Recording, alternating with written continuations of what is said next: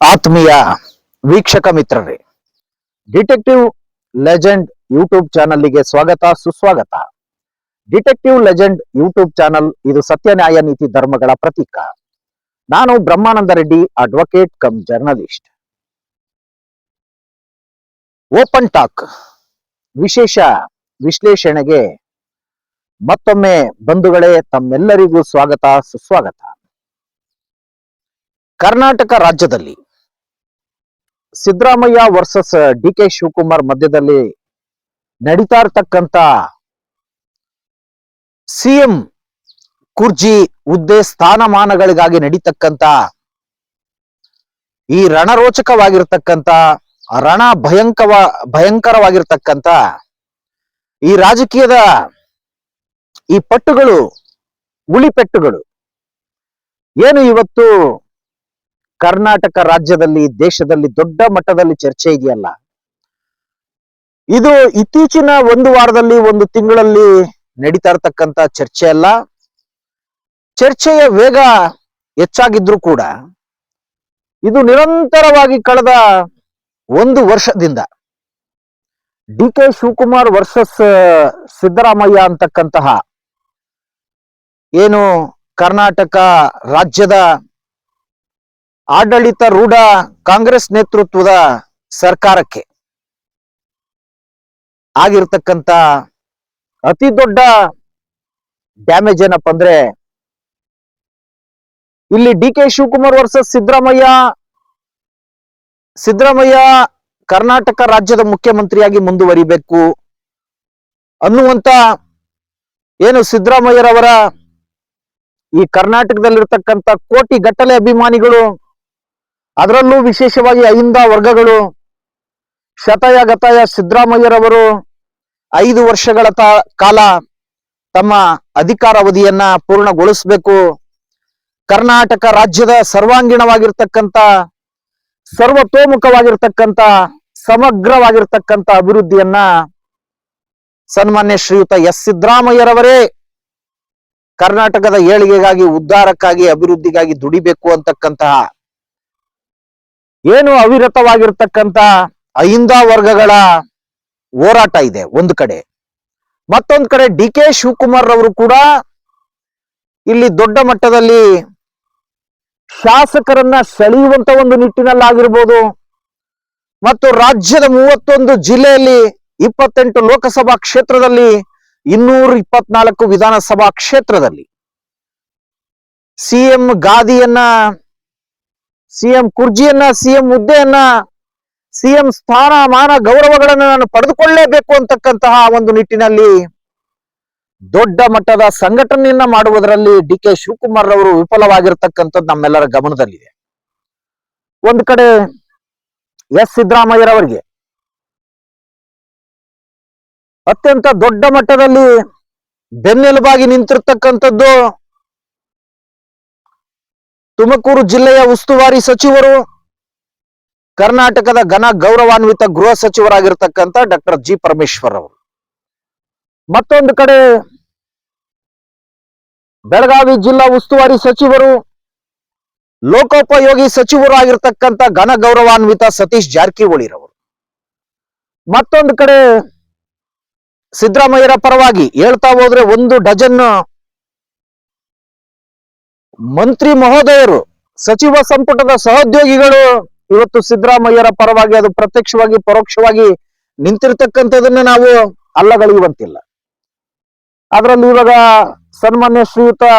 Doctor G Parameshwar, ಘನ ಗೌರವಾನ್ವಿತ ಸತೀಶ್ ಜಾರಕಿಹೊಳಿರವರನ್ನ ಒಳಗೊಂಡಂತೆ ಇನ್ನೂ ಮುಂದುವರೆದು ಹೇಳೋದಾದ್ರೆ ಒಂದು 10 ಹೆಸರುಗಳನ್ನು ಹೇಳಲೇಬೇಕು ಅಂತ ನಾವು ಹೆಸರಿಡಿದು ಹೇಳೋದಾದ್ರೆ, ಕಾನೂನು ಸಚಿವರಾಗಿರ್ತಕ್ಕಂಥ,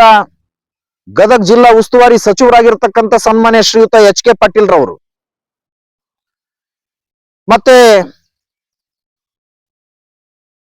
ಇಂಧನ ಸಚಿವರಾಗಿರ್ತಕ್ಕಂಥ ಕೆ ಜೆ ಜಾರ್ಜ್ ರವರು. ಸಣ್ಣ ಪುಟ್ಟ ವ್ಯತ್ಯಾಸಗಳು ಸಚಿವ ಸಂಪುಟದಲ್ಲಿ, ಸರ್ಕಾರದಲ್ಲಿ ಇದ್ದಾಗೂ ಕೂಡ ಹೈಕಮಾಂಡಿನ ಅತ್ಯಂತ ಪ್ರಭಾವಿ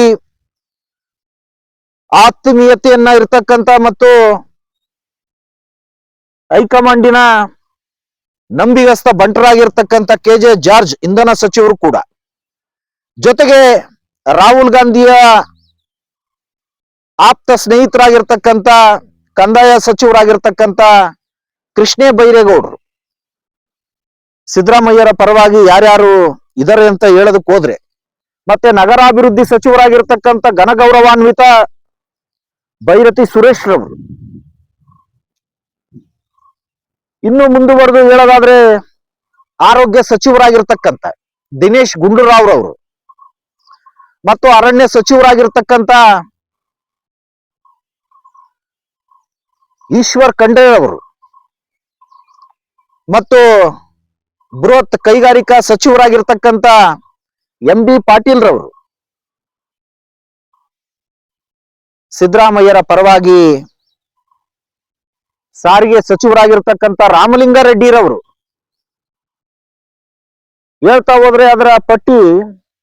ಜಮೀರ್ ಅಹಮದ್ ಖಾನ್ ರವರ ಬಗ್ಗೆ ನಾವು ಹೇಳುವಂತೆ ಇಲ್ಲ. ವಕ್ಫ್ ಖಾತೆ ಮತ್ತು ವಸತಿ ಖಾತೆ ಸಚಿವರು ಜಮೀರ್ ಅಹಮದ್ ಖಾನ್ ರವರು ಕೂಡ ಸಿದ್ದರಾಮಯ್ಯರವರೇ 5 ವರ್ಷ ಮುಖ್ಯಮಂತ್ರಿ ಆಗಿರಬೇಕು ಅಂತಕ್ಕಂತ ಒಂದು ವಿಚಾರದಲ್ಲಿ ಅತ್ಯಂತ ಪ್ರಾಮಾಣಿಕವಾಗಿರ್ತಕ್ಕಂಥ ಸೇವೆಯನ್ನ ಸಿದ್ದರಾಮಯ್ಯರವರಿಗೆ ಸಲ್ಲಿಸ್ತಾ ಇದ್ದಾರೆ. ಮತ್ತು ಈ ನಿಟ್ಟಿನಲ್ಲಿ ಗಣಿ ಮತ್ತು ಭೂವಿಜ್ಞಾನ ಖಾತೆಯ ಸಚಿವರಾಗಿರ್ತಕ್ಕಂಥ SS ಮಲ್ಲಿಕಾರ್ಜುನ್ ರವರು, ಇವರೆಲ್ಲರೂ ಕೂಡ ಸಿದ್ದರಾಮಯ್ಯರವರನ್ನ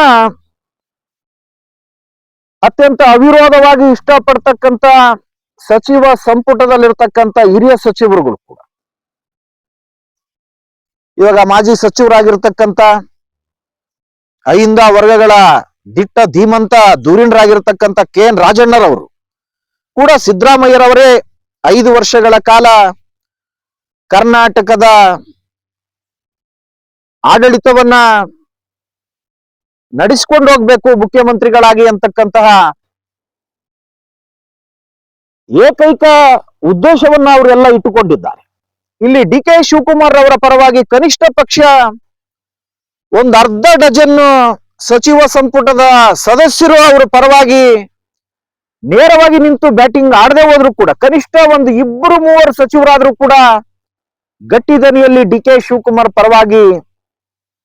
DK ಶಿವಕುಮಾರ್ ಅವರನ್ನ ಮುಖ್ಯಮಂತ್ರಿ ಮಾಡಿ ಅಂತ ಹೇಳ್ಬೇಕಾಗಿತ್ತು. ಯಾಕೆ ಹೇಳ್ತಾ ಇಲ್ಲ ಅನ್ನುವಂತ ಒಂದು ದೃಷ್ಟಿಕೋನದಲ್ಲಿ ನಾವು ಮಾತಾಡೋದಾದ್ರೆ, ವಾಸ್ತವದಲ್ಲಿ DK ಶಿವಕುಮಾರ್ ಅವರು ಜನಪ್ರಿಯ ಜನಾನುರಾಗಿಗಳಾಗಿ, ಜನನಾಯಕರಾಗಿ, ಜನಸೇವಕರಾಗಿ ಜನರನ್ನ ಉರಿದುಂಬಿಸ್ತಕ್ಕಂಥ ಮತ್ತು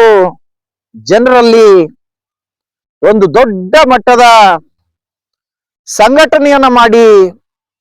ಲಕ್ಷಗಟ್ಟಲೆ ಜನರನ್ನ ಸೇರಿಸಿ ಆ ಸಮಾವೇಶಗಳನ್ನ ಮಾಡುವಂತದ್ದಾಗಿರ್ಬೋದು ಪಕ್ಷದ ಪರವಾಗಿ,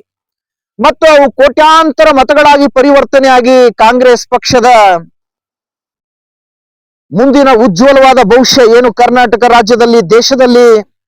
ಜನಸಾಮಾನ್ಯರ ಪರವಾಗಿ ಕಾಂಗ್ರೆಸ್ ಪಕ್ಷ ಇವತ್ತು ಅನಿವಾರ್ಯವಾಗಿದೆ ಈ ಕರ್ನಾಟಕ ರಾಜ್ಯದಲ್ಲಿ, ಭಾರತ ದೇಶದಲ್ಲಿ ಅನ್ನುವಂಥದ್ದು. ಇವತ್ತು ಸೋಲು ಗೆಲುವುಗಳು ದೇಶದಾದ್ಯಂತ ಏನೇ ಒಂದು ಚರ್ಚೆಯ ವಿಚಾರಗಳು, ವಸ್ತುಸ್ಥಿತಿಯ ವಿಚಾರಗಳು ಏನೇ ಇದ್ದಾಗೂ ಕೂಡ ಹಣಬಲ, ತೋಳ್ಬಲ, ವಾಮಮಾರ್ಗದ ಮೂಲಕ ಸರ್ಕಾರಗಳನ್ನ ರಚಿಸ್ತಕ್ಕಂತ ಯಾವುದೇ ಪಕ್ಷಗಳಾಗಿರ್ಬೋದು, ಅವುಗಳನ್ನೆಲ್ಲ ಹೊರತುಪಡಿಸಿ ನೋಡಿದಾಗ ಕರ್ನಾಟಕದ ಮಟ್ಟಿಗೆ DK ಶಿವಕುಮಾರ್ ಅಂತಕ್ಕಂತಹ ಏನು ಘನಗೌರವಾನ್ವಿತ ಉಪಮುಖ್ಯಮಂತ್ರಿಗಳಿದ್ದಾರೆ, KPCC ಅಧ್ಯಕ್ಷರಿದಾರಲ್ಲ, ಅವರ ವರ್ಚಸ್ಸು ಸಿದ್ದರಾಮಯ್ಯರವರನ್ನ ಹೊರತುಪಡಿಸಿದಾಗ 2ನೇ ಸ್ಥಾನದಲ್ಲಿರ್ತಕ್ಕಂಥದ್ದು ನಾವೆಲ್ಲ ಗಮನಿಸಬೇಕಾಗಿರ್ತಕ್ಕಂಥ ಅಂಶ. ಜೊತೆಗೆ ಶಾಸಕರನ್ನ ವಿಶ್ವಾಸಕ್ಕೆ ತೆಗೆದುಕೊಂಡು ಶಾಸಕರನ್ನ ಸಾರ್ವತ್ರಿಕವಾಗಿ ತೃಪ್ತಿಪಡಿಸ್ತಕ್ಕಂಥ ಕೆಲಸ ಮತ್ತು ಪ್ರತಿ ವಿಧಾನಸಭಾ ಕ್ಷೇತ್ರದಲ್ಲಿ ಅಭಿವೃದ್ಧಿಯ ಗುಣಮಟ್ಟವನ್ನ ಕಾಪಾಡಿಕೊಂಡು ಹೋಗ್ತಕ್ಕಂಥ ಒಂದು ನಿಟ್ಟಿನಲ್ಲಿ ಕೂಡ DK ಶಿವಕುಮಾರ್ ಅವರು ವಿಫಲರಾಗಿರ್ತಕ್ಕಂಥದ್ದು ಇಲ್ಲಿ ಮೇಲ್ನೋಟಕ್ಕೆ ಎದ್ದು ಕಾಣ್ತಾ ಇದೆ. 1-2 ಕ್ಷೇತ್ರಗಳನ್ನ 3 ಕ್ಷೇತ್ರಗಳನ್ನ ಹೊರತುಪಡಿಸಿದ್ರೆ DK ಶಿವಕುಮಾರ್ ಅವರು ಇವಾಗ 140 ಕಾಂಗ್ರೆಸ್ ಶಾಸಕರು ಇರತಕ್ಕಂತ ಒಂದು ಈ ಕರ್ನಾಟಕ ರಾಜ್ಯದ ಕಾಂಗ್ರೆಸ್ ನೇತೃತ್ವದ ಸರ್ಕಾರದಲ್ಲಿ ಕುಣಿಗಲ್ಲಿನ ಮಾನ್ಯ ಗೌರವಾನ್ವಿತ ಶಾಸಕರಾಗಿರ್ತಕ್ಕಂಥ ರಂಗನಾಥ್ ರವರು DK ಶಿವಕುಮಾರ್ ಪರವಾಗಿ ಬ್ಯಾಟಿಂಗ್ ಆಡ್ತಾರೆ. ಅದನ್ನ ಹೊರತುಪಡಿಸಿದ್ರೆ ಸ್ವಲ್ಪ ದೊಡ್ಡ ಮಟ್ಟದಲ್ಲಿ ಮಾಗಡಿ ವಿಧಾನಸಭಾ ಕ್ಷೇತ್ರದ ಘನಗೌರವಾನ್ವಿತ ಬಾಲಕೃಷ್ಣ ಶಾಸಕರು ಏನಿದಾರಲ್ಲ ಅವರು ಆ ಡಿ ಕೆ ಶಿವಕುಮಾರ್ ಪರವಾಗಿ ಬ್ಯಾಟಿಂಗ್ ಆಡ್ತಾರೆ. ಡಿ ಕೆ ಶಿವಕುಮಾರ್ ಪರವಾಗಿ ಜಿಬಿಎ ಅಧ್ಯಕ್ಷರಾಗಿರ್ತಕ್ಕಂಥ ಸನ್ಮಾನ್ಯ ಶ್ರೀಯುತ ಮಾಜಿ ಸಂಸದರಾಗಿರ್ತಕ್ಕಂಥ ಘನಗೌರವಾನ್ವಿತ ಡಿ ಕೆ ಸುರೇಶ್ ರವರು ಒಂದು ಬ್ಯಾಟಿಂಗ್ ಆಡ್ತಾರೆ. ಬಿಟ್ರೆ ಡಿ ಕೆ ಶಿವಕುಮಾರ್ ಪರವಾಗಿ ಡಿ ಕೆ ಶಿವಕುಮಾರ್ ಇವತ್ತು ಹೇಳಿಕೆಗಳನ್ನ ಕೊಡಬೇಕಾಗಿರ್ತಕ್ಕಂಥ ಅನಿವಾರ್ಯತೆ ಇದೆ. ಇನ್ನ ರಾಮನಗರದ ಶಾಸಕರು, ಚಿತ್ರದುರ್ಗದ ಶಾಸಕರು ಏನು ಹೇಳಿಕೆಗಳು ಕೊಟ್ಟರು ಕೂಡ ಅವೆಲ್ಲ ಕೌಂಟ್ಲೆಸ್ ಸ್ಟೇಟ್ಮೆಂಟ್ ಗಳಾಗಿ ಉಳಿತಾವ್ ರಾಜಕೀಯದಲ್ಲಿ. ಯಾಕಂದ್ರೆ ಅವರು ರಾಜಕೀಯವಾಗಿ ಹೊಸಬರು ಅನ್ನೋ ಕಾರಣಕ್ಕಾಗಿ ಮತ್ತು ಅಂತ ಜನಪ್ರಿಯತೆ ಆಗಿರ್ಬೋದು, ಜನನು ರಾಗಿ ವ್ಯಕ್ತಿತ್ವಗಳಾಗಿರ್ಬೋದು ಅವರ ರಾಜಕೀಯ ಇತಿಹಾಸದ ಪುಟಗಳಲ್ಲಿ ಇಲ್ಲ ಅನ್ನೋ ಕಾರಣಕ್ಕಾಗಿ ಇವಾಗ ಡಿ ಕೆ ಶಿವಕುಮಾರ್ ಅವರ ಏನು ಸಂಘಟನಾತ್ಮಕವಾದ ಹೋರಾಟ, ಹೈಕಮಾಂಡಿನ ಆಶೀರ್ವಾದ, ಇವೆಲ್ಲವುಗಳ ಮಧ್ಯದಲ್ಲಿ ಅವರು ಎಲ್ಲಿ ಫೇಲ್ಯೂರ್ ಆಗ್ತಾ ಇದ್ದಾರೆ ಡಿ ಕೆ ಶಿವಕುಮಾರ್ ಅನ್ನೋದಾದ್ರೆ, ಇವತ್ತು ದೇಶದಲ್ಲಿ ಕಾಂಗ್ರೆಸ್ಸಿನ ಚಿಂತಾಜನಕವಾಗಿರ್ತಕ್ಕಂಥ ಪರಿಸ್ಥಿತಿಗಳು, ಕಾಂಗ್ರೆಸ್ಸಿನ ಹೈಕಮಾಂಡ್ ಅನ್ನ ದಿಕ್ಕು ತಪ್ಪಿಸ್ತಕ್ಕಂಥ ಎಐಸಿಸಿಯ ಡಜನ್ ಗಟ್ಟಲೆ ಮುಖಂಡರುಗಳು ಇವತ್ತೇನು ಮಾಡಿದ್ದಾರೆ, ಇಡೀ ಎಐಸಿಸಿಯನ್ನ, ಅಖಿಲ ಭಾರತ ರಾಷ್ಟ್ರೀಯ ಕಾಂಗ್ರೆಸ್ ಪಕ್ಷವನ್ನ ಇವತ್ತು ಅಂತಹ ಪತನದೆಡೆಗೆ ಕೊಂಡೊಯ್ದಿದ್ದಾರೆ. ಇಂಥ ಸಂದರ್ಭದಲ್ಲಿ ಮತ್ತೆ ಇವಾಗ ಬರ್ತಕ್ಕಂಥ ಏನು ಚುನಾವಣಾ ಫಲಿತಾಂಶಗಳು, ವಿವಿಧ ರಾಜ್ಯಗಳ ಚುನಾವಣಾ ಫಲಿತಾಂಶಗಳಿದಾವಲ್ಲ, ಆ ಫಲಿತಾಂಶದಲ್ಲಿ ಕಾಂಗ್ರೆಸ್ ಗೆಲ್ಲಲಿ ಸೋಲ್ಲಿ ಅದು ಒತ್ತಟ್ಟಿಗಿರ್ಲಿ ಅದು ಒಂದು ಭಾಗ. ಇಲ್ಲಿ ಸಿದ್ದರಾಮಯ್ಯರವರು ಏನಾಗಿದೆ, ಇವಾಗ ಮಾಸ್ ಲೀಡರ್ ಆಗಿ ಅವರು ಅಹಿಂದ ವರ್ಗಗಳ ಏಕೈಕ ಅಗ್ರಪಂಕ್ತಿಯ ಧ್ರುವತಾರಿಯಾಗಿ, ಹುಣ್ಣಿಮೆಯ ಚಂದಿರನಾಗಿ ಸಿದ್ದರಾಮಯ್ಯರವರು ಕರ್ನಾಟಕದ ರಾಜಕಾರಣದ ಮಟ್ಟಿಗೆ ಎಲ್ಲಾ ಪಕ್ಷಗಳಿಗೂ ಕೂಡ ಅತ್ಯಂತ ಪ್ರಮುಖವಾಗಿರ್ತಕ್ಕಂಥ ಜನಪ್ರಿಯ ಜನನೂರಾಗಿ, ಧುರೀಣರಾಗಿ, ಮುತ್ಸದಿಗಳಾಗಿ, ನೇತಾರರಾಗಿ ಸಿದ್ದರಾಮಯ್ಯರವರು ಕರ್ನಾಟಕ ರಾಜ್ಯದ ರಾಜಕೀಯದ ಕಳೆದ 5 ವರ್ಷದ ಒಂದು ಇತಿಹಾಸದ ಪುಟದಲ್ಲಿ ಸುವರ್ಣ ಅಕ್ಷರಗಳಲ್ಲಿ ಬರೆದಿಡಲೇಬೇಕಾಗಿರ್ತಕ್ಕಂಥ ವರ್ಣರಂಜಿತವಾಗಿರ್ತಕ್ಕಂಥ ವ್ಯಕ್ತಿತ್ವ ಯಾರ್ದಾದ್ರೂ ಇದ್ರೆ ಅದು ಎಸ್ ಸಿದ್ದರಾಮಯ್ಯರವರದು. ಹಾಗಾಗಿ ಎಸ್ ಸಿದ್ದರಾಮಯ್ಯರವರ ವಿರುದ್ಧ ಹೈಕಮಾಂಡ್ ಕೂಡ ಇವತ್ತು ದೊಡ್ಡ ಮಟ್ಟದಲ್ಲಿ ಮೀನಾಮೇಷವನ್ನ ಯಾಕೆ ಎಣಿಸ್ತಾ ಇದೆ ಅನ್ನೋದಾದ್ರೆ, ಇವತ್ತು ಸಿದ್ದರಾಮಯ್ಯರಂತಹ ಜನಪ್ರಿಯ ಜನನುರಾಗಿಗಳನ್ನ, ಅಹಿಂದ ವರ್ಗಗಳ ನೇತಾರರನ್ನ, ಧುರೀಣರನ್ನ, ಮುತ್ಸದಿಗಳನ್ನ ಕಳೆದುಕೊಂಡ್ರೆ ಕಾಂಗ್ರೆಸ್ ಪಕ್ಷಕ್ಕೆ ಕರ್ನಾಟಕ ರಾಜ್ಯ ಒಂದೇ ಅಲ್ಲದೇನೆ ಇಡೀ ದೇಶದ ಉದ್ದಗಲಕ್ಕೂ ಕಾಂಗ್ರೆಸ್ಸಿಗೆ ಆಗ್ತಕ್ಕಂಥ ಡ್ಯಾಮೇಜ್ ಅನ್ನ ನಾವು ಊಹೆ ಮಾಡ್ಕೊಳ್ಳೋದಕ್ಕಾಗಲ್ಲ, ಕಲ್ಪನೆ ಮಾಡೋದಕ್ಕಾಗಲ್ಲ. ಆದ್ರೂ ಕೂಡ ಶತಾಯ ಗತಾಯ ಸಿದ್ದರಾಮಯ್ಯರವರು ಮುಖ್ಯಮಂತ್ರಿಯ ಒಂದು ಕುರ್ಜಿಯಿಂದ, ಹುದ್ದೆಯಿಂದ, ಸ್ಥಾನ ಮಾನ ಗೌರವಗಳಿಂದ ಅವರನ್ನ ತೆರವುಗೊಳಿಸಬೇಕು ಅಂತಕ್ಕಂತಹ ಇಡನ್ ಅಜೆಂಡವನ್ನ, ಅದು ಕೆಪಿಸಿಸಿ ಅಧ್ಯಕ್ಷರಾಗಿರ್ತಕ್ಕಂಥ ಡಿ ಕೆ ಶಿವಕುಮಾರ್ ಅವರಾಗಿರ್ಬೋದು, ಡಿ ಕೆ ಶಿವಕುಮಾರ್ ಅವರನ್ನ ಇಷ್ಟಪಡ್ತಕ್ಕಂತಹ ಶಾಸಕರುಗಳಾಗಿರ್ಬೋದು, ಡಿ ಕೆ ಶಿವಕುಮಾರ್ ಅನ್ನ ಇಷ್ಟಪಡ್ತಕ್ಕಂಥ ಅಭಿಮಾನಿಗಳಾಗಿರ್ಬೋದು, ಕಾಂಗ್ರೆಸ್ ಪಕ್ಷದ ಕಾರ್ಯಕರ್ತರಾಗಿರ್ಬೋದು, ಸಿದ್ದರಾಮಯ್ಯರವರನ್ನ ಮುಖ್ಯಮಂತ್ರಿ ಸ್ಥಾನಮಾನ ಗೌರವಗಳಿಂದ ತೆರವುಗೊಳಿಸ್ತಕ್ಕಂಥ ಕಾರ್ಯಾಚರಣೆಯನ್ನ ಇದುವರೆಗೂ ಏನೆಲ್ಲ 1 ವರ್ಷದಿಂದ ಮಾಡ್ತಾ ಬಂದಿದ್ದಾರೆ, ಅದನ್ನೆಲ್ಲವುದನ್ನು ಕೂಡ ಇವತ್ತು ಪಕ್ಕಕ್ಕಿಟ್ಟು ರಾಜ್ಯದ ಅಭಿವೃದ್ಧಿ, ರಾಜ್ಯದ ಜನರ ಅಭಿವೃದ್ಧಿ ಮತ್ತು ಕಾಂಗ್ರೆಸ್ ಪಕ್ಷದ ಪುನರ್ ನಿರ್ಮಾಣದ ಕೈಂಕರ್ಯಗಳೇನಿದಾವಲ್ಲ ರಾಷ್ಟ್ರದಾದ್ಯಂತ ಎಐಸಿಸಿ ಮಟ್ಟದಲ್ಲಿ, ಅಂತದಕ್ಕೆ ಒಗ್ಗಟ್ಟಾಗಿ ಡಿ ಕೆ ಶಿವಕುಮಾರ್ ಅವರು, ಸಿದ್ದರಾಮಯ್ಯರವರು, ಡಾಕ್ಟರ್ ಜಿ ಪರಮೇಶ್ವರ್ ಅವರು, ಸತೀಶ್ ಜಾರಕಿಹೊಳಿ ರವರು, ಎಚ್ ಕೆ ಪಾಟೀಲ್ ರವರು, ಕೆ ಜೆ ಜಾರ್ಜ್ ರವರು, ಬೈರತಿ ಸುರೇಶ್ ರವರು, ಕೃಷ್ಣೇ ಬೈರೇಗೌಡರು, ದಿನೇಶ್ ಗುಂಡೂರಾವ್ ರವರು, ಎಂ ಬಿ ಪಾಟೀಲ್ ರವರು, ಈ ತರ ಏನು ಹಿರಿಯ ಮುತ್ಸದಿಗಳು, ನೇತಾರರು, ಧುರೀಣರು ಅನಿಸಿಕೊಂಡಿರ್ತಕ್ಕಂಥ ಈ ಹಿರಿಯ ಚೇತನಗಳು ಕಾಂಗ್ರೆಸ್ ಪಕ್ಷಕ್ಕೆ ಇವತ್ತು ರಾಷ್ಟ್ರ ಮಟ್ಟಕ್ಕೆ, ರಾಷ್ಟ್ರೀಯ ಕಾಂಗ್ರೆಸ್ ಪಕ್ಷಕ್ಕೆ ಇವರೆಲ್ಲರ ಸೇವೆ ಅತ್ಯಮೂಲ್ಯವಾಗಿರ್ತಕ್ಕಂಥ ಸೇವೆ ಇವತ್ತು ರಾಷ್ಟ್ರೀಯ ಕಾಂಗ್ರೆಸ್ ಪಕ್ಷಕ್ಕೆ ಅತ್ಯಗತ್ಯವಾಗಿ ಬೇಕಾಗಿದೆ. ಇಂಥ ಸಂದರ್ಭದಲ್ಲಿ ಕೇವಲ ಮುಖ್ಯಮಂತ್ರಿಯ ಒಂದು ಕುರ್ಜಿಯ ವಿಚಾರಕ್ಕಾಗಿ ಸಿದ್ದರಾಮಯ್ಯರವರನ್ನ ಕರ್ನಾಟಕ ರಾಜ್ಯದ ಮುಖ್ಯಮಂತ್ರಿಯ ಕುರ್ಜಿ, ಹುದ್ದೆ, ಸ್ಥಾನ, ಮಾನ, ಗೌರವಗಳಿಂದ ತೆರವುಗೊಳಿಸಬೇಕು ಅಂತಕ್ಕಂತಹ ಇಡನ್ ಅಜೆಂಡಾಗಳನ್ನು ಇಟ್ಕೊಂಡು ಇವತ್ತು ಡಿ ಕೆ ಶಿವಕುಮಾರ್ ಅವರು ಮುಖ್ಯಮಂತ್ರಿ ಆಗ್ತಕ್ಕಂತಹ ಒಂದು ನಿಟ್ಟಿನಲ್ಲಿ ಬಹಳ ದೊಡ್ಡ ಮಟ್ಟದಲ್ಲಿ ಅವರು ದಾಪುಗಳನ್ನು ಇಟ್ಟಿದ್ದಾಗಿದೆ. ಮತ್ತೆ ತೆರೆಯ ಮರೆಯಲ್ಲೂ ಕೂಡ ಡಿ ಕೆ ಶಿವಕುಮಾರ್ ಅವರನ್ನ ಹೊರತುಪಡಿಸಿದೆವು ಕೂಡ ತೆರೆಯ ಮರೆಯಲ್ಲಿ ಪ್ರಿಯಾಂಕಾ ಖರ್ಗೆ ಅವರಾಗಿರ್ಬೋದು, ಮಲ್ಲಿಕಾರ್ಜುನ್ ಖರ್ಗೆ ಅವರಾಗಿರ್ಬೋದು, ಡಾಕ್ಟರ್ ಜಿ ಪರಮೇಶ್ವರ್ ಅವರಾಗಿರ್ಬೋದು, ಸತೀಶ್ ಜಾರಕಿಹೊಳಿ ಅವರಾಗಿರ್ಬೋದು, ಕೃಷ್ಣ ಬೈರೇಗೌಡರಾಗಿರ್ಬೋದು ಮತ್ತು ಎಚ್ ಕೆ ಪಾಟೀಲ್ ರವರಾಗಿರ್ಬೋದು, ಕೆ ಜೆ ಜಾರ್ಜ್ ರವರಾಗಿರ್ಬೋದು, ಇವರೆಲ್ಲ ಸಿಎಂ ರೇಸಿನಲ್ಲಿರ್ತಕ್ಕಂತಹ ರಾಜಕೀಯದ ಕರ್ನಾಟಕದ ಘಟಾನುಘಟಿ ಉರಿಯಾಳುಗಳು. ಇವರೆಲ್ಲರ ಸೇವೆ ಇವತ್ತು ರಾಷ್ಟ್ರೀಯ ಕಾಂಗ್ರೆಸ್ ಪಕ್ಷಕ್ಕೆ ಹೈಕಮಾಂಡಿಗೆ ಬೇಕಾಗಿದೆ. ಇವರು ಹೈಕಮಾಂಡಿಗೆ ಮತ್ತು ರಾಷ್ಟ್ರೀಯ ಕಾಂಗ್ರೆಸ್ ಪಕ್ಷಕ್ಕೆ ಕಾಂಗ್ರೆಸ್ ಪಕ್ಷದ ಪುನರ್ ನಿರ್ಮಾಣ ಮಾಡತಕ್ಕಂಥದ್ದು ದೇಶದಾದ್ಯಂತ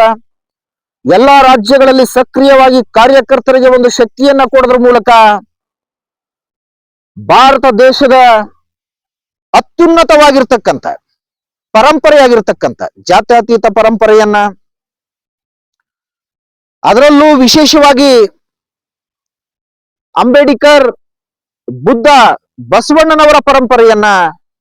ಉಳಿಸಿಕೊಂಡು ಬೆಳೆಸಿಕೊಂಡು ಹೋಗ್ಬೇಕಾಗಿರ್ತಕ್ಕಂಥ ಅನಿವಾರ್ಯತೆ ಇವತ್ತು ಜಗತ್ತಿನ ಅತಿ ದೊಡ್ಡ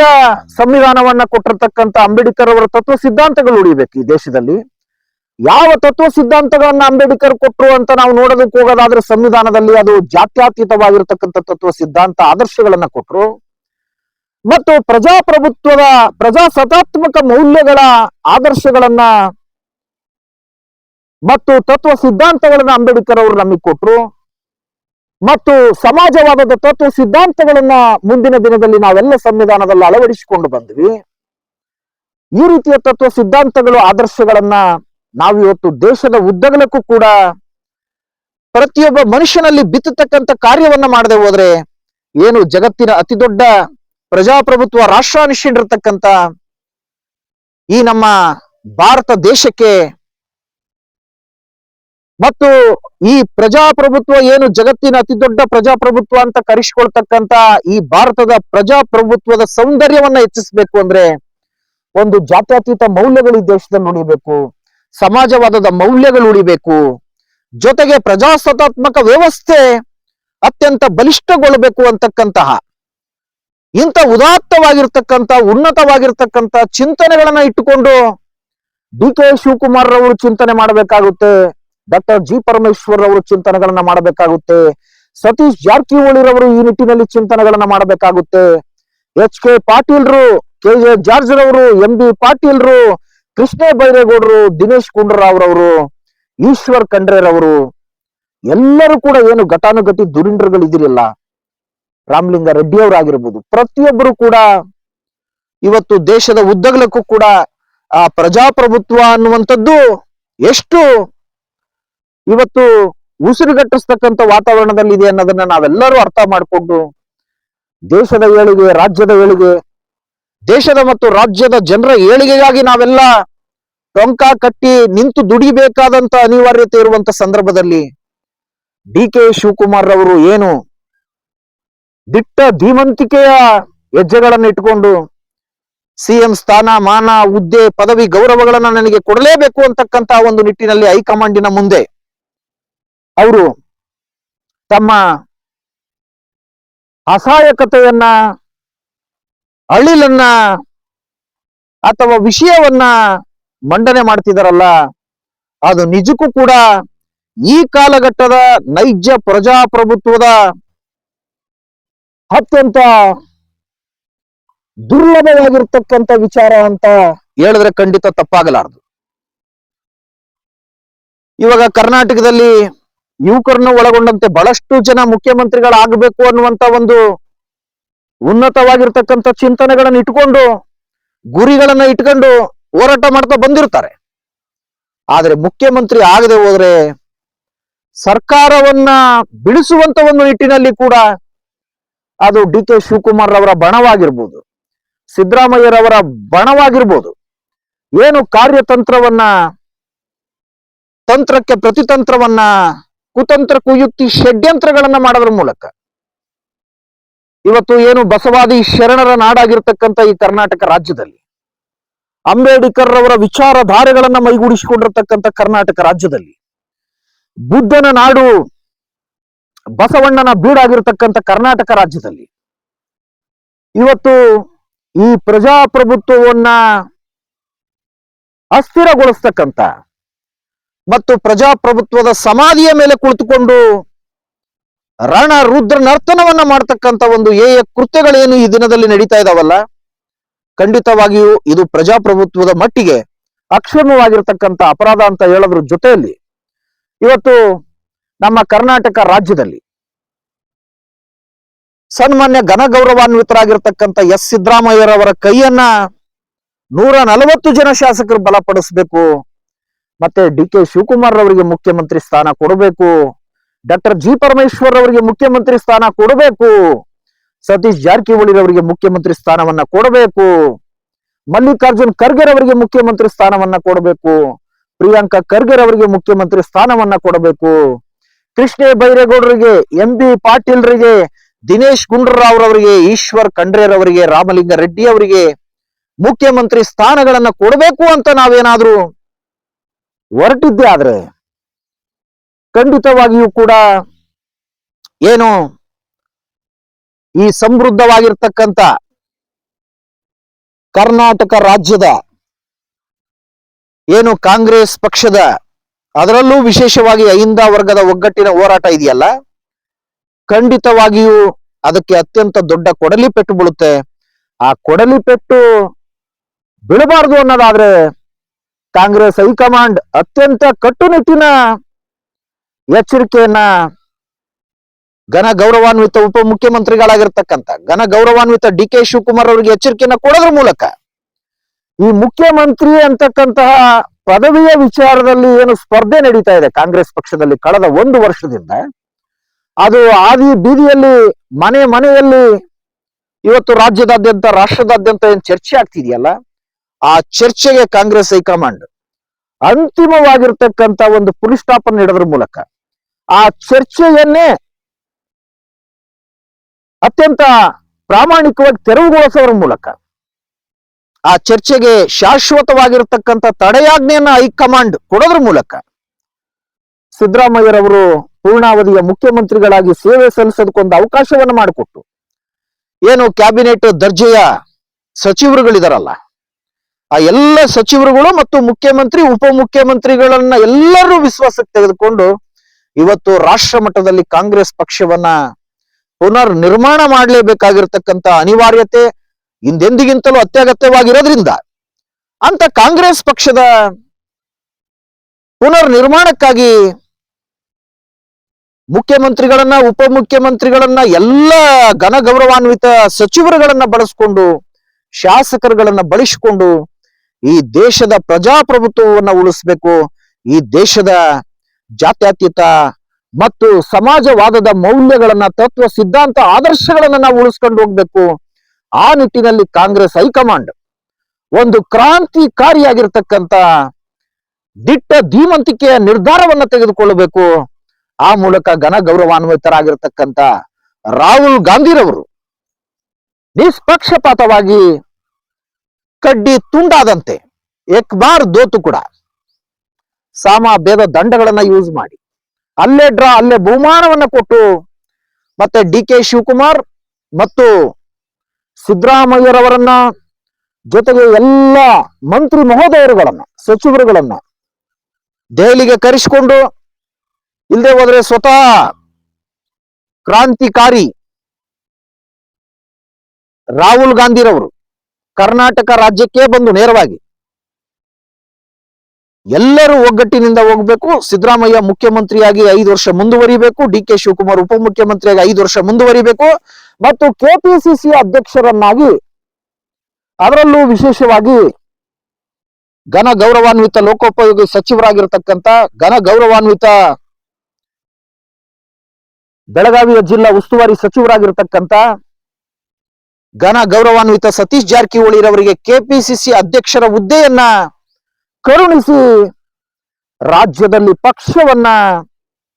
ತಳಮಟ್ಟದಿಂದ ಸಂಘಟನೆ ಮಾಡೋದಕ್ಕೊಂದು ಅವಕಾಶವನ್ನ ಮಾಡಿಕೊಡ್ಬೇಕು ಕಾಂಗ್ರೆಸ್ ಹೈಕಮಾಂಡ್. ಜೊತೆಯಲ್ಲಿ ರಾಷ್ಟ್ರದಲ್ಲಿ ಏನು ರಾಷ್ಟ್ರೀಯ ಕಾಂಗ್ರೆಸ್ ಪಕ್ಷ ಇದೆ, ಇಂಡಿಯನ್ ನ್ಯಾಷನಲ್ ಕಾಂಗ್ರೆಸ್, ಆ ಕಾಂಗ್ರೆಸ್ ಪಕ್ಷದ ವಿವಿಧ ವಿಭಾಗಗಳಲ್ಲಿರ್ತಕ್ಕಂಥ ಎಲ್ಲ, ಅದು NSCY ಆಗಿರ್ಬೋದು, ಮಹಿಳಾ ಕಾಂಗ್ರೆಸ್ ಆಗಿರ್ಬೋದು, ಲೇಬರ್ ಯೂನಿಯನ್ಗಳಿರ್ಬೋದು, ಜೊತೆಗೆ ಯೂತ್ ಕಾಂಗ್ರೆಸ್ ಇರ್ಬೋದು, ಇನ್ನು ಹಲವಾರು ವಿಭಾಗಗಳಲ್ಲಿ ಏನು AICC ಮಟ್ಟದಲ್ಲಿ, PCCಗಳ ಮಟ್ಟದಲ್ಲಿ ಹೊಸ ಪ್ರತಿಭಾನ್ವಿತ ಯುವಕರಿಗೆ ಉನ್ನತವಾಗಿರ್ತಕ್ಕಂಥ ಹುದ್ದೆಗಳನ್ನ ರಾಷ್ಟ್ರದಾದ್ಯಂತ ಕೊಡೋದ್ರ ಜೊತೆಯಲ್ಲಿ ಕರ್ನಾಟಕ ರಾಜ್ಯದ ಸಂಘಟನಾತ್ಮಕವಾಗಿರ್ತಕ್ಕಂಥ ಮತ್ತು ಸಾರ್ವತ್ರಿಕವಾಗಿರ್ತಕ್ಕಂಥ ಶಕ್ತಿಗಳನ್ನ, ಸಂಪನ್ಮೂಲಗಳನ್ನ ಉಪಯೋಗಿಸಿಕೊಂಡು ಇವತ್ತು ಭಾರತ ದೇಶದಲ್ಲಿ ಕಾಂಗ್ರೆಸ್ ಪಕ್ಷದ ಪುನರ್ನಿರ್ಮಾಣ ಮಾಡೋದ್ರ ಜೊತೆಯಲ್ಲಿ ಕಾಂಗ್ರೆಸ್ ಪಕ್ಷವನ್ನ ಮುಂದೆ ನಡೀತಕ್ಕಂಥ ಎಲ್ಲ ಲೋಕಸಭೆ ಚುನಾವಣೆಗಳಲ್ಲಿ ಮತ್ತು ವಿಧಾನಸಭೆ ಚುನಾವಣೆಯಲ್ಲಿ ಗೆಲ್ಲಿಸಿಕೊಂಡು ಬರೋದ್ರ ಮೂಲಕ ಭಾರತದ ಪ್ರಜಾಪ್ರಭುತ್ವವನ್ನ ರಕ್ಷಣೆ ಮಾಡಬೇಕು ಮತ್ತು ಭಾರತದ ಜಾತ್ಯತೀತ ಮೌಲ್ಯಗಳನ್ನ, ಸಮಾಜವಾದದ ಮೌಲ್ಯಗಳನ್ನ, ಪ್ರಜಾಸತ್ತಾತ್ಮಕ ಮೌಲ್ಯಗಳನ್ನ ನಾವು ಉಳಿಸಿಕೊಳ್ಬೇಕು ಅಂತಕ್ಕಂಥ ಉದಾತ್ತವಾಗಿರ್ತಕ್ಕಂಥ, ಉನ್ನತವಾಗಿರ್ತಕ್ಕಂಥ ಚಿಂತನೆಗಳಿಟ್ಟುಕೊಂಡು ಲೋಕಸಭೆಯ ವಿರೋಧ ಪಕ್ಷದ ನಾಯಕರಾಗಿರ್ತಕ್ಕಂಥ ಕ್ರಾಂತಿಕಾರಿ ರಾಹುಲ್ ಗಾಂಧೀಜಿರವರು ಮತ್ತು AICC ಅಧ್ಯಕ್ಷರಾಗಿರ್ತಕ್ಕಂಥ ಹಿರಿಯ ಮುತ್ಸದಿ ಧುರೀಣರು ನೇತಾರರಾಗಿರ್ತಕ್ಕಂಥ ಮಲ್ಲಿಕಾರ್ಜುನ್ ಖರ್ಗೆರವರು ಕೂಡ ಎಲ್ಲರೂ ಒಟ್ಟೊಟ್ಟಾಗಿ ಸಿದ್ದರಾಮಯ್ಯರವರನ್ನೇ 5 ವರ್ಷಗಳ ಕಾಲ ಮುಖ್ಯಮಂತ್ರಿಯ ಹುದ್ದೆ, ಸ್ಥಾನ ಮಾನ, ಕುರ್ಜಿಯಲ್ಲಿ ಅವ್ರನ್ನ ಮುಂದುವರಿಸಿ ಅವ್ರಿಗೆ ಗೌರವಗಳನ್ನ ಕೊಟ್ಟು ಅವರ ಒಂದು ನಾಲೆಜ್ ಅನ್ನ, ಅವರ ಒಂದು ಸ್ಕಿಲ್ ಅನ್ನ, ಆ ಪೊಲಿಟಿಕಲ್ ಹಿಸ್ಟ್ರಿಲಿ ಇರ್ತಕ್ಕಂಥ ಎಕ್ಸ್ಪೀರಿಯನ್ಸ್ ನ ಇಂಡಿಯನ್ ನ್ಯಾಷನಲ್ ಕಾಂಗ್ರೆಸ್ ಯೂಸ್ ಮಾಡ್ಕೋಬೇಕು ಮತ್ತು ಜೊತೆಗೆ ರಾಷ್ಟ್ರದಾದ್ಯಂತ ಪ್ರಜಾಪ್ರಭುತ್ವವನ್ನ ಗಟ್ಟಿಗೊಳಿಸೋದಕ್ಕೆ ಸಿದ್ದರಾಮಯ್ಯರವರ ನೇತೃತ್ವದಲ್ಲಿ ಮುಂದಿನ ಈ ಏನು 5 ವರ್ಷಗಳ ಅವರ ಆಡಳಿತ ಅವಧಿ ಮುಗಿದ ನಂತರ, ಇಲ್ಲಿ ಅಸೆಂಬ್ಲಿ ಚುನಾವಣೆ ಮುಗಿದ ನಂತರ ಇಡೀ ರಾಷ್ಟ್ರದಲ್ಲಿ 5 ವರ್ಗಗಳ ಸಂಘಟನೆಯನ್ನ ಮಾಡೋದಕ್ಕೆ ಸಿದ್ದರಾಮಯ್ಯರವರನ್ನೇ ಮುಂಚೂಣಿಯ ಮಹಾಮಾನವತ್ಯವಾದಿಯನ್ನಾಗಿ, ಮುಂಚೂಣಿಯ ಮಹಾನ್ ನೇತಾರರನ್ನಾಗಿ, ಧುರೀಣರನ್ನಾಗಿ, ಮುತ್ಸದಿಗಳನ್ನಾಗಿ ಇಂಡಿಯನ್ ನ್ಯಾಷನಲ್ ಕಾಂಗ್ರೆಸ್ ಬಳಸ್ಕೋಬೇಕು ಅಂತಕ್ಕಂಥ ಸಲಹೆಗಳನ್ನ ಇಲ್ಲಿ ಕೊಡುವುದರ ಜೊತೆಯಲ್ಲಿ ಯಾವುದೇ ಕಾರಣಕ್ಕೂ ಈ ಸಂದರ್ಭದಲ್ಲಿ ಮುಖ್ಯಮಂತ್ರಿಯ ಕುರ್ಜಿ, ಹುದ್ದೆ, ಸ್ಥಾನ ಮಾನ, ಗೌರವಗಳ ವಿಚಾರಕ್ಕೆ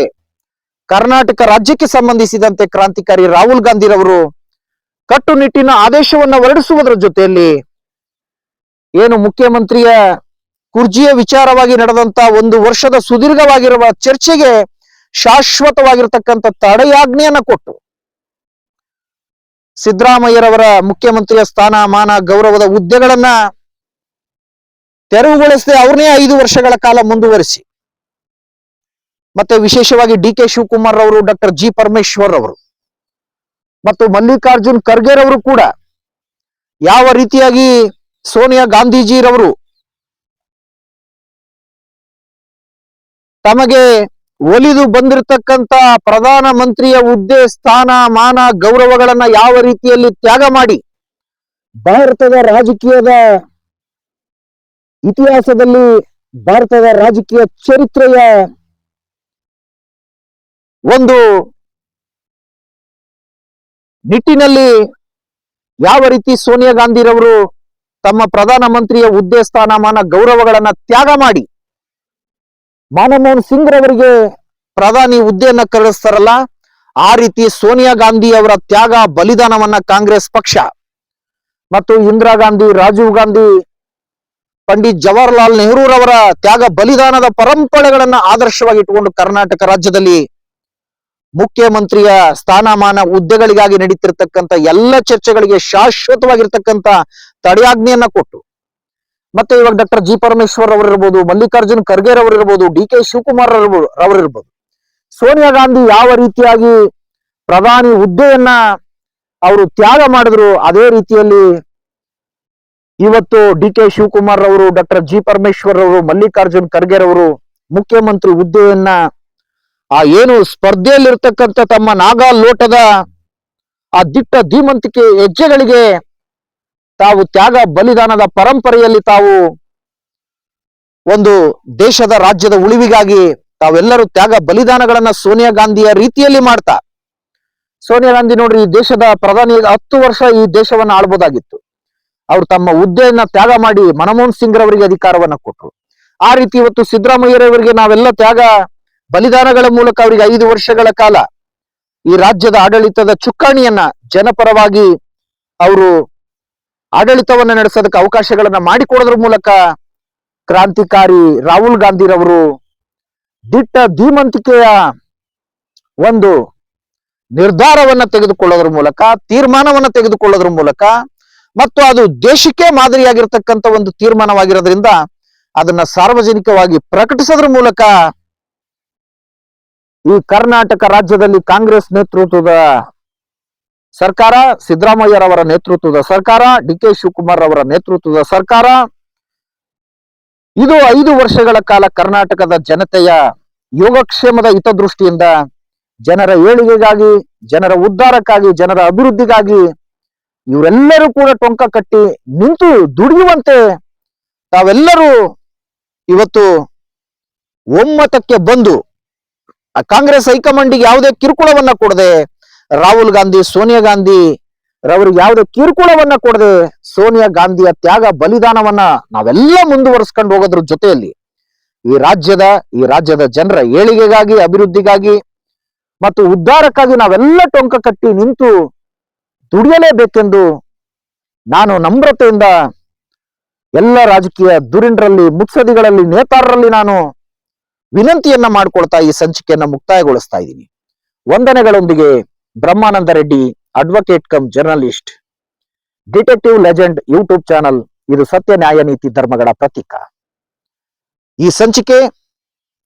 ಎಲ್ಲಿರ್ತಕ್ಕಂಥ ವಿಷಯಗಳು,